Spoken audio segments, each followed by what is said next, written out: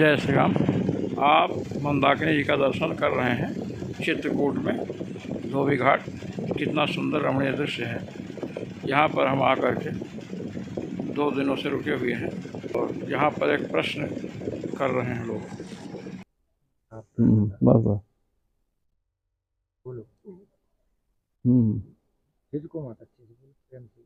तो गुरुजी, मेरा प्रश्न ये था कि जो एक हिमालय के संत हैं, वो कह रहे थे कि अगर राम जी परब्रह्म है तो उन्होंने भोले बाबा की पूजा क्यों की यहाँ पे दर्द। ये बात कहाँ से आए आप? हम आए राजस्थान से। राजस्थान में कहाँ से? राजस्थान पल्ली जिला देश। आपका प्रश्न है कि कोई सन्यासी महात्मा कह रहे थे जी कि भगवान जब परब्रह्म है, हम्म, परब्रह्म राम जी हैं, हाँ तो यहाँ आकर के हाँ उन्होंने शिव जी की पूजा क्यों की? यही प्रश्न है ना? जी मतलब परब्रह्म अगर वो शिव जी से बड़े हैं तो उनको नहीं करनी चाहिए। हाँ ठीक। भगवान विष्णु परब्रह्म है ना, हाँ भगवान नारायण परब्रह्म है ना। भगवान नारायण 12 अवतार लिए कि नहीं? जी शूकर अवतार लिए कि नहीं? जी तो शूकर तो बहुत छोटा होता है, क्यों शूकर बने?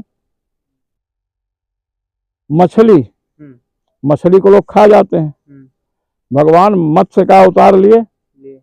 भगवान कछुआ बने कूर्मा अवतार समुद्र मंथन के समय। तो परब्रह्म के सामने कछुआ क्या चीज है? कुछ नहीं है।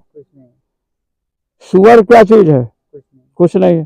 तो भगवान सुअर बन सकते हैं भक्तों के लिए। सनातन धर्म की रक्षा के लिए भगवान शूकर बन सकते हैं। सज्जनों के कार्य को सिद्ध करने के लिए परमात्मा कूर्मा अवतार धारण कर सकते हैं, जिससे उनके उपासक देवता अमृत पान कर सकें, सज्जन अमृत पान कर सकें। हयग्रीव राक्षस को मारने के लिए भगवान ने हयग्रीव अवतार धारण किया, जिससे कि जो वेदों का हरण करके ले गया वेद मिल जाए। ये सब क्यों? सनातन धर्म की रक्षा, शास्त्रों की रक्षा के लिए कहा किया। भगवान का अवतार होता है परित्राणाय साधूनाम विनाशाय च दुष्कृताम धर्म संस्थापनार्थाय संभवामि युगे युगे। धर्म का रक्षण, सज्जनों की रक्षा, दुष्टों का विनाश, ये 3 कार्य हैं। तो भगवान ने 12 अवतार धारण किया। भगवान शूकर बने, भगवान कच्छप बने, जबकि कच्छप भगवान के सामने कुछ नहीं, परब्रह्म के सामने तो बने ना। भगवान का अवतार इन्हीं 3 के लिए नहीं होता है। धर्म की रक्षा, अधर्म का विनाश और सज्जनों की रक्षा, 3 के लिए नहीं होता है। भगवान का अवतार होता है शिक्षा देने के लिए। हाँ, भगवान अपने जीवन के द्वारा, अपने जीवन चरित्र के द्वारा, अपने क्रियाओं के द्वारा संसार में दिखाते हैं कि ये परमात्मा होकर के ऐसा किए, तो हमको इनका अनुसरण करना चाहिए। समझे कि नहीं? हाँ। मर्त्यावतारस्त्विह मर्त्य शिक्षणम रक्षो वधायैव न केवलम विभो। भगवान राम के अवतार को लेकर के कहा गया है कि भगवान का जो मर्त्या अवतार होता है, मर्त्य लोक में अवतार होता है, मनुष्य बनते हैं, जो भी बनते हैं, वो किस लिए है? मर्त्य शिक्षणम, जीवों को शिक्षा देने के लिए होता है। राक्षसों के वध के लिए केवल नहीं होता है। राक्षस का वध किए, राक्षस का रावण का वध चले जाते। हजारों यज्ञ का अनुष्ठान भगवान ने किया। क्यों? क्योंकि इससे लोगों को शिक्षा मिले कि यज्ञ करना चाहिए। भगवान के यज्ञ में गरीबों को दान दिया जाता था, भोजन कराया जाता था। किस लिए कराया जाता था? वेद में तो लिखा है, किंतु जब महापुरुष कोई उस कार्य को करेगा तो प्रेरणा मिलेगी कि हमको भी ऐसा करना चाहिए। भगवान ने शिव जी की पूजा की। शिव जी देव ही नहीं, महादेव हैं। भगवान तो समुद्र तट पर 3 दिन अनशन किए हुए लेटे थे, प्रार्थना कर रहे थे। और समुद्र क्या है? जड़ है। समुद्र क्या है? जड़ है। जड़ को भी प्रसन्न करने के लिए परमात्मा, जो चेतन परमात्मा है, सच्चिदानंद घन चित ज्ञान स्वरूप है, चेतन है, वह परमात्मा अचेतन के लिए प्रार्थना, अचेतन को प्रसन्न करने की प्रार्थना कर रहा है। चेतन से अचेतन तो तुच्छ होता है। जैसे आप हैं, एक पेड़ लगा है, पेड़ स्थावर है, आप जंगम है, चलते फिरते, तो आपसे तुच्छ है ना। फिर भी आप पानी देते हैं पेड़ में, और तुलसी का वृक्ष होता है तो उसको नमस्कार करते हैं, और जब आप नमस्कार करते हैं तो आपके साथ छोटे नन्हे मुन्ने बच्चे होंगे, वो भी नमस्कार करेंगे।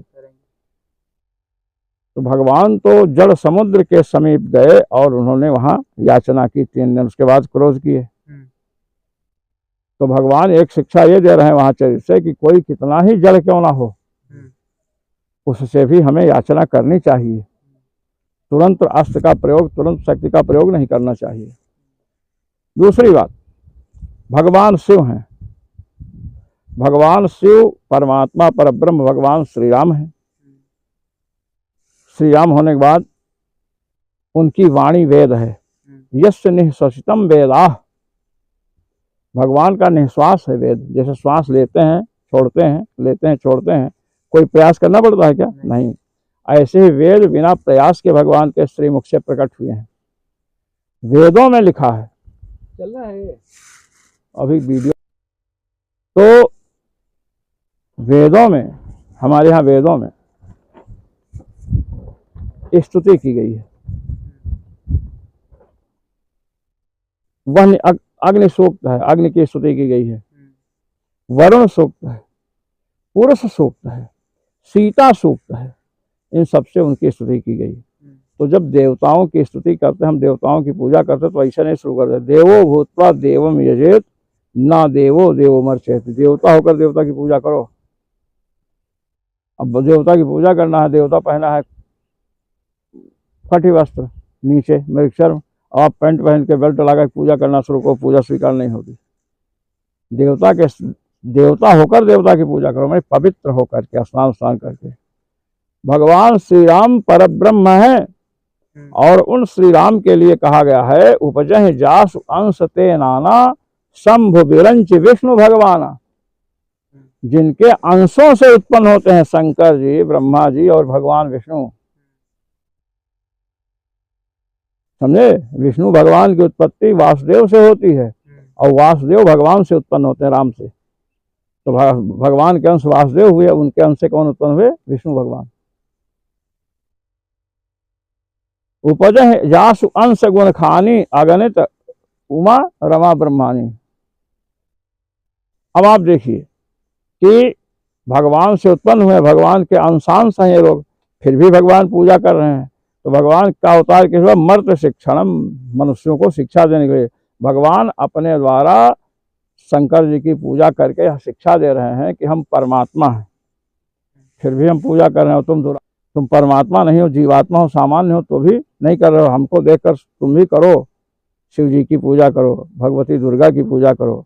भगवान ने माता पिता को प्रणाम किया।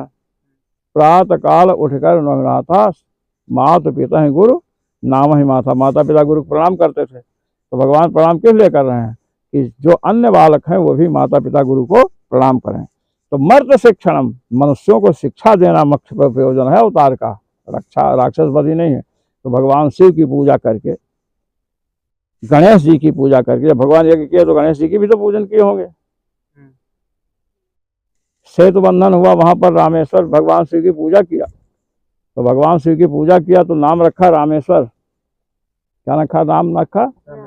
तो लोगों ने कहा कि रामेश्वर का अर्थ होता है, तो कहे रामस्य ईश्वर रामेश्वर, जो राम के ईश्वर है। ईश्वर माने स्वामी, भगवान शिव हमारे स्वामी है। जैसे कहे तुरंत शिव जी प्रकट हुए, कहे नहीं ये अर्थ नहीं है। राम ईश्वरो यस्य सह रामेश्वर, राम जिसके स्वामी हो उसे रामेश्वर कहते हैं, ये हमारे स्वामी है। भगवान कहे राम के स्वामी के रामेश्वर कहते हो, कहे नहीं राम जिसके स्वामी हो उसको रामेश्वर कहते। राम नाम रामेश्वर हमारा है, लेकिन राम हमारे स्वामी है। तब मुनि लोग खड़े हुए, कहे नहीं आप दोनों की बात नहीं, नहीं दोनों की बात नहीं मानी जाएगी। रामश्चासो ईश्वर, राम से अभिन्न ईश्वर। भगवान राम आप और शंकर जी में कोई भेद नहीं है। आप राम रूप में हो और राम जी आप शिव रूप में हो। राम से अभिन्न ईश्वर ये कहा। मुनियों ने कर्मधारय समास किया। तो भगवान का जो अवतार हुआ है, भगवान की जो चेष्टाएं हैं, समझे, भगवान संकल्प मात्र से अनंतानंद ब्रह्मांड की उत्पत्ति कर सकते हैं, करते हैं। फिर भी संतान परंपरा काम करने के लिए पत्नी का पाणी ग्रहण किया जानकी जी का, समझे। तो इसका मतलब थोड़ा कि वो अनंतानंद ब्रह्मांड नहीं बना सकते हैं, इसका मतलब ये तो नहीं। तो इतना है, इससे वो छोटे नहीं हो गए। माता पिता जब कन्या का विवाह होता है तो कन्या का पैर पूछते हैं, पता है कि नहीं? तो माता पिता, कन्या उनकी माँ हो गई कि पिता हो गई, बताओ? वो तो कल लड़की तो लड़की रहेगी, ये कोई ऑप्शन है। हम जिसकी पूजा करते हैं वो हमसे बड़ा है, हम बड़ा मानते हैं तब पूजा करते हैं। कन्या पूजन होता है, 8-8 10-10 साल की होती है, बड़े बड़े सेठ साहूकार राजा तक पूजा करते हैं।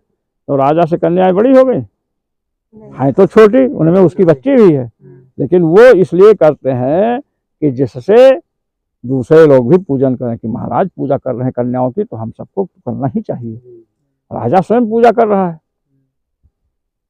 इसलिए हमको भी करना चाहिए। तो बड़े लोगों से यद्यदाचरति श्रेष्ठ तत्तदेवेतरो जनः, जो श्रेष्ठ लोग आचरण करते हैं वही जो अश्रेष्ठ हैं, जो तुच्छ हैं, छोटे हैं, वो आचरण करते हैं।